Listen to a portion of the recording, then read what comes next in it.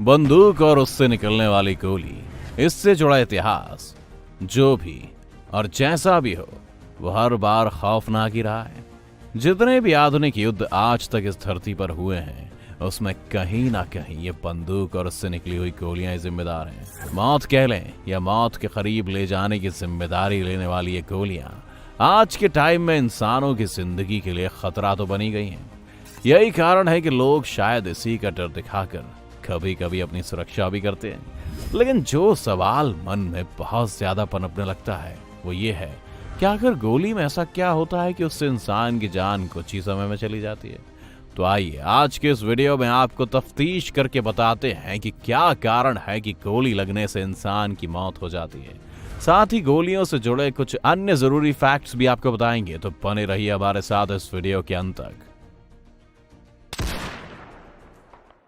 सबसे पहले बात यह कि बंदूक से निकलने वाली गोली कैसे काम करती है, तो इसके लिए हमें समझना होगा कि बुलेट असल में होती क्या है।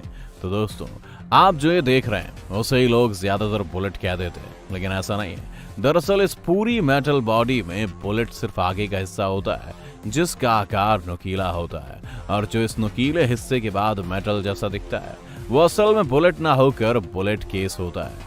अब आप सोच रहे होंगे कि इस बुलेट केस का क्या काम। तो दोस्तों, असल में इस बुलेट केस को आप एक तरह का लॉन्च पैड समझ सकते हैं और बुलेट को एक रॉकेट।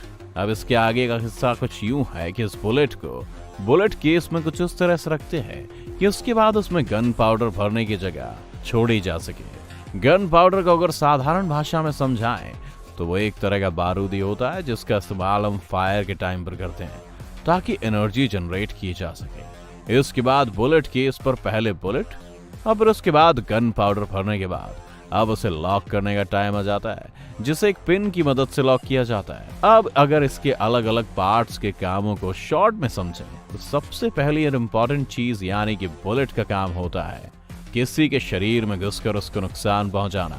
उसके बाद खोखा यानी बुलेट केस की रिक्वायरमेंट होती है जिसमें गन पाउडर भरा जा सके, और उसके बाद पिन पॉइंट जिसका असली काम यह होता है कि ट्रिगर के टाइम पर जो फोर्स जनरेट होता है उसे अपने ऊपर लेकर अंदर भरे हुए गन पाउडर में स्पार्क जनरेट करने का। और अगर हम पूरे बंदूक और फायरिंग के प्रोसेस को समझें तो हम देखेंगे कि बंदूक को इस तरह से बनाया जाता है कि उसके एक हिस्से में बुलेट भरी जा सके, और इसी के साथ इसके अंदर कुछ ऐसा मैकेनिज्म किया जाता है कि एक भारी स्प्रिंग की मदद से इसमें ट्रिगर को सेट किया जा सके, जो स्प्रिंग में मौजूद काइनेटिक एनर्जी को एक तरह से मैकेनिकल एनर्जी में चेंज करता है।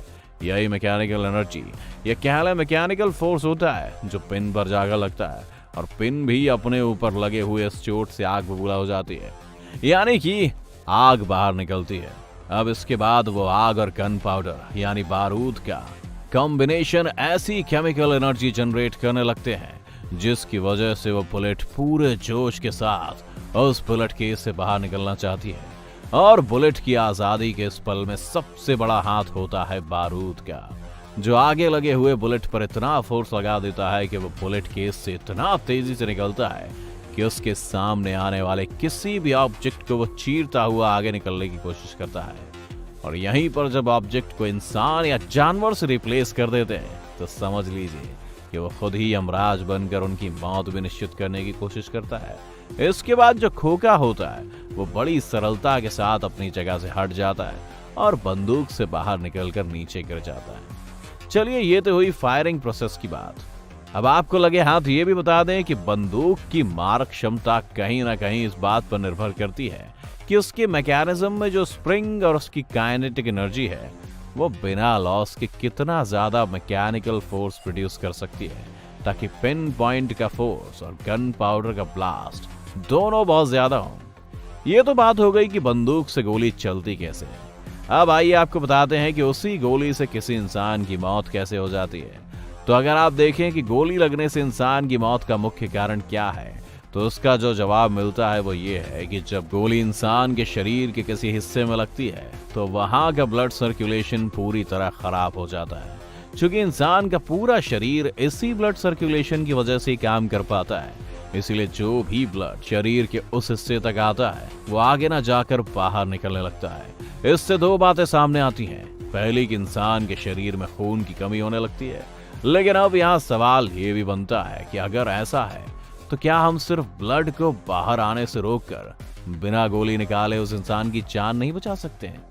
तो इसका जवाब है बिल्कुल नहीं, क्योंकि जो बुलेट इंसान के शरीर में घुसती है उसमें लेड का कंटेंट भी होता है, जिस वजह से वो कुछ ही देर में उस हिस्से में एक तरह के जहर को फैलाने लगती है, जो कि एक मेन फैक्टर बन जाता है इंसान की जान लेने का। इसके अलावा अगर गोली इंसान के किसी ऐसे हिस्से में लग गई जो काफी सेंसिटिव है, जैसे दिमाग या दिल, तो इस कंडीशन में तो सिर्फ ब्लीडिंग के कारण इंसान की मौत होना लगभग तय होती है।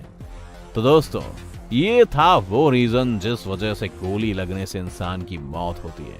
लेकिन क्या आप जानते हैं कि इतनी तेज चलने वाली इस बुलेट को महज 4 गुब्बारों में पानी भरकर रोका जा सकता है?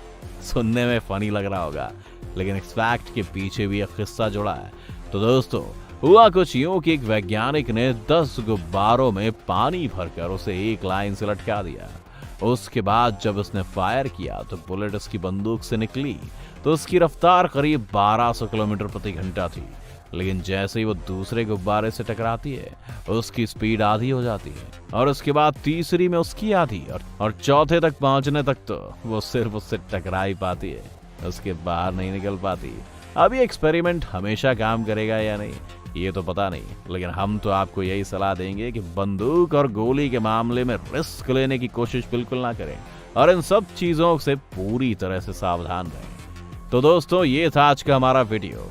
आपको ये वीडियो कैसा लगा हमें कमेंट करके जरूर बताएं। अगर आपको आज की हमारी वीडियो पसंद आई हो तो इसे लाइक करने के साथ साथ अपने दोस्तों और रिश्तेदारों के साथ शेयर जरूर कर दें। अगर आप ये वीडियो YouTube पर देख रहे हैं तो चैनल को सब्सक्राइब करके बेल आइकन दबा दें, और Facebook पर अगर आप ये वीडियो देख रहे हैं तो Facebook पेज को जल्दी से लाइक करें। फिलहाल के लिए इतना ही, अभी के लिए दीजिए हमें इजाजत। आपसे मुलाकात होगी अगली वीडियो में। शुक्रिया।